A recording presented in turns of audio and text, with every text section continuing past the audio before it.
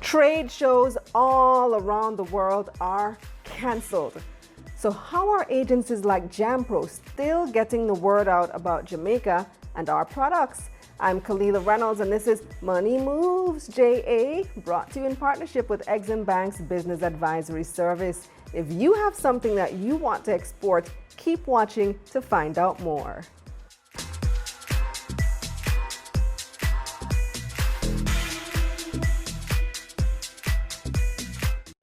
All right, hi, morning, Diane.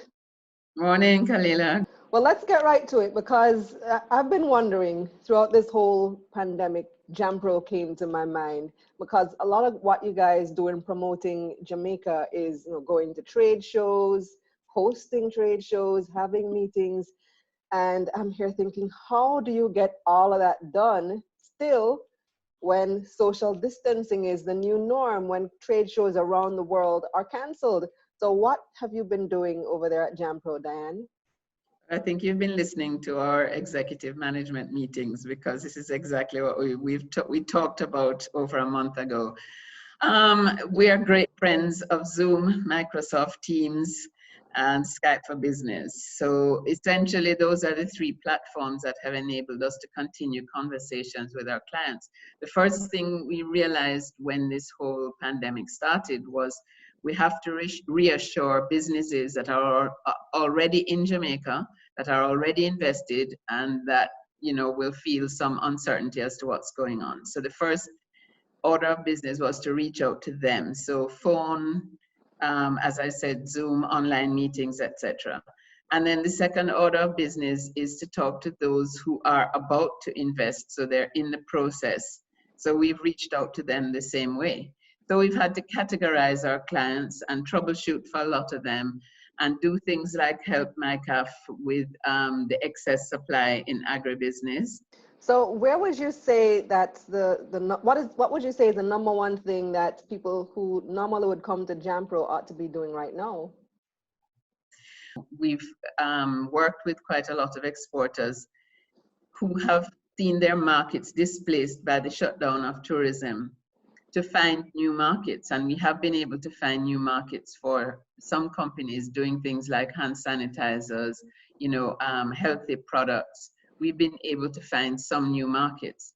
And that whole process continues, because in this game, I think it's important now for people to look at diversifying their markets and, not putting all their eggs almost literally in one basket. Yeah, I saw where we had our first shipment of toilet paper to the United States. We also had our first shipment of bleach, chloro bleach, to the Cayman Islands. JAMPRO played a role in those? In the second one, not so much in the first one, but that's the kind of work we are doing. One of our exporters out of Manchester has also shipped more yam out of Jamaica to Canada. So we are in touch with the importers of Jamaican produce in the different markets, and that has really helped us a lot. What were some of the major events on your calendar this year that have been just canceled? Wow, okay. There was the Shared Services Outsourcing Week, which is really, shared services is back office work.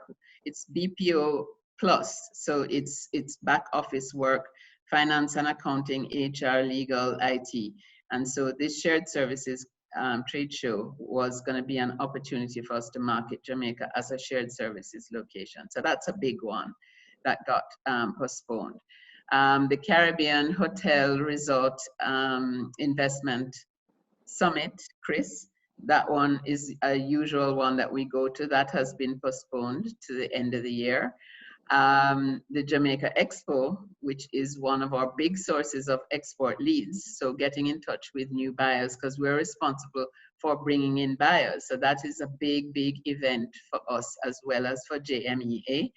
And that has been pushed back to later in the year. We're not sure what date yet. Those are three of the big ones.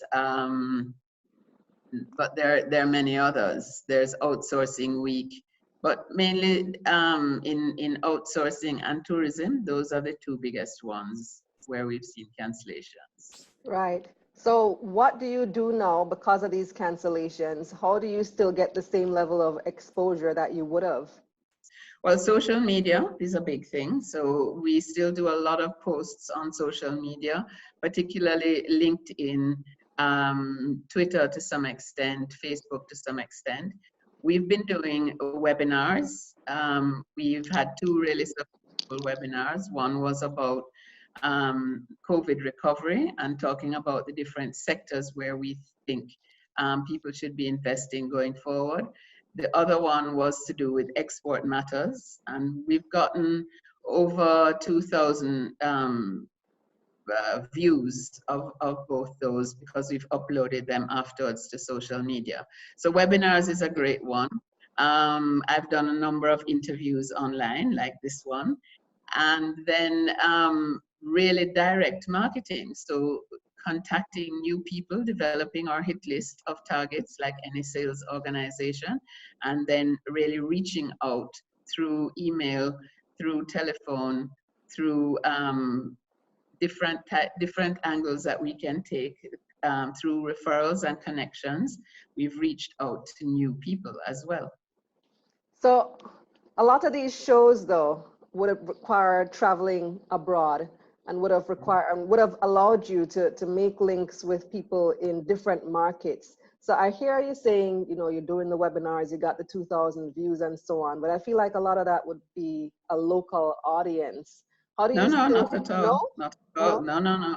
I've been on an energy conference, online webinar, which was international, and out of each of these interactions, then I get people calling or emailing or LinkedIn messaging afterwards to say, can we talk about business? So a lot of these are certainly regional, some are international. Yesterday I did an interview with a lady in Toronto who I met at the Chicos Trade Fair, which we held in Montego Bay last year. Chicos is Caribbean Hotel Investment Conference and Operating Summit, long title. But she connected with me there, and so now she wanted to have an interview to find out how is Jamaica doing. I did one with FDI Intelligence out of London, and that appeared on their website. So, you know, everybody is doing webinars. We have webinars coming out of our ears now, and they are very much international. So would you say though that you still have the same level of engagement, the same level of participation that you ordinarily would have? Or has it been reduced? Tough. It's tough. It's been reduced because nothing beats face-to-face. So how we work in investment is normally we would contact a company or the company would contact us, whoever that starts, and then they would come to Jamaica and look at sites for their operation. So we would literally take them around. If they want to build a hotel, we would take them to look at hotel sites. If they're agribusiness, to look at agricultural land. If they're in logistics, they want to see what the logistics operations are like. So almost all of it involves a visit in.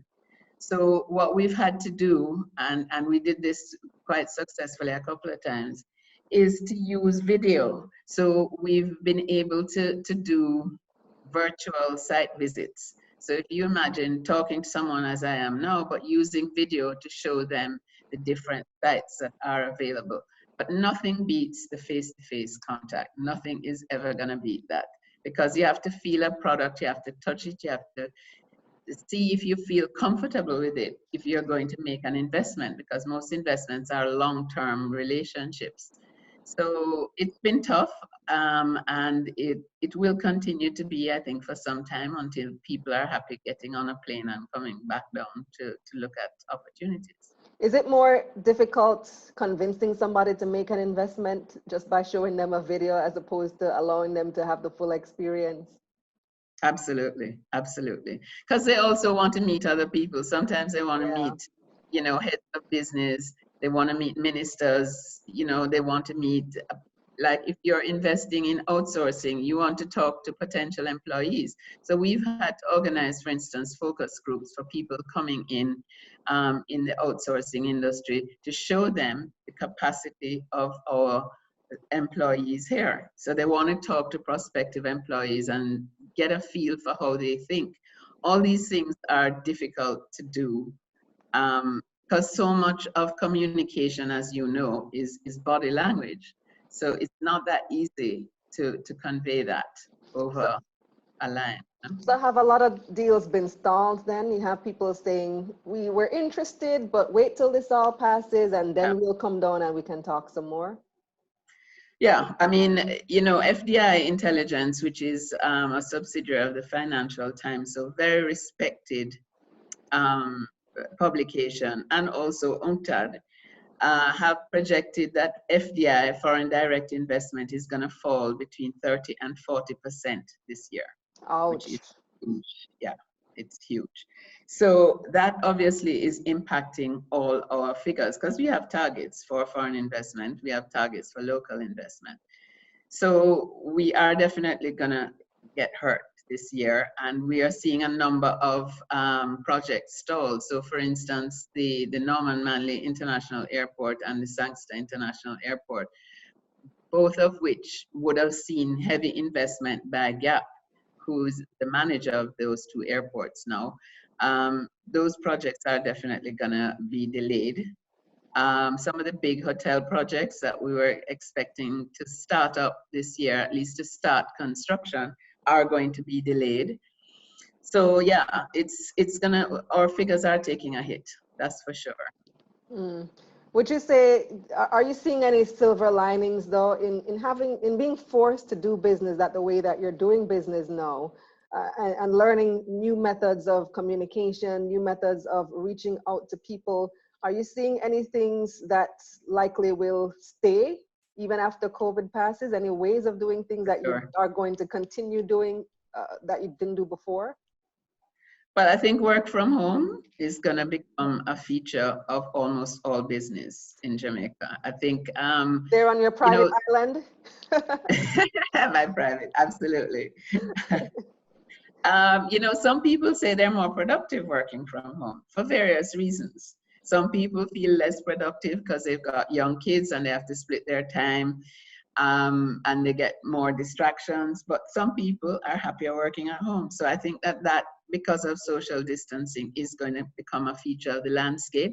In fact, if you look at the outsourcing industry in the US, a high percentage of it is work at home. And I think that's a solution we're going to have to look at for the BPO industry in Jamaica, which means that we have to improve the broadband, because the broadband network is now like a utility. It's as fundamental as electricity and water. I don't know how you feel, but if I have a disturbance in broadband, this is, you know, life has stopped. So I think we are going to have to change the way we work. And I think digitization of the economy is really going to become more and more a factor of competitiveness. So if we continue to lag behind as we are now in digitization, I think we are going to feel it from a competitiveness standpoint. So right now, one of the things we are thinking through is how do we help small businesses to become more digital? How do we enable the digital economy? We actually have someone right now, a consultant, working on a digital economy strategy for Jamaica. And that's not, that's separate from what the government is doing. So the government is doing digitization, and we are big in that whole movement. We are launching this year a national business portal, which is actually phase 2, which is the information delivery phase, is actually complete. And we were about to launch the website when all of this started. But the third phase of that project is going to allow you to do transactions online, and that, so the interface with government will become much simpler. So that's the government's digitization program. But I'm talking now about digitization of business, and that's what we want to promote in the digital economy strategy that we are working on. How do we help our businesses to get into the 21st century and to leverage, you know, Internet of Things, animation, virtual reality, augmented reality, all these things which we actually have people doing quietly in their bedrooms, but they're not doing it for business, and they're not doing it in a way that we can create an export industry out of it. And that, I think, is the next frontier. So how do we enable our businesses? And that's what we're going to be working on. That, I think, is pretty exciting, actually.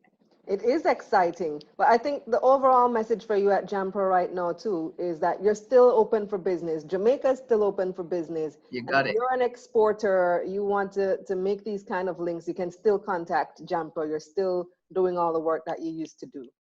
Absolutely. JAMPRO is very much open for business. Even our switchboard operates virtually. So every single means of contacting us is still online. So you can contact us through email, through our website, through telephone, through LinkedIn, social media, anywhere. Anyway, multi-channel service is what we're about. Thanks, Diane. Thanks a lot, Kalila. Thanks for inviting me.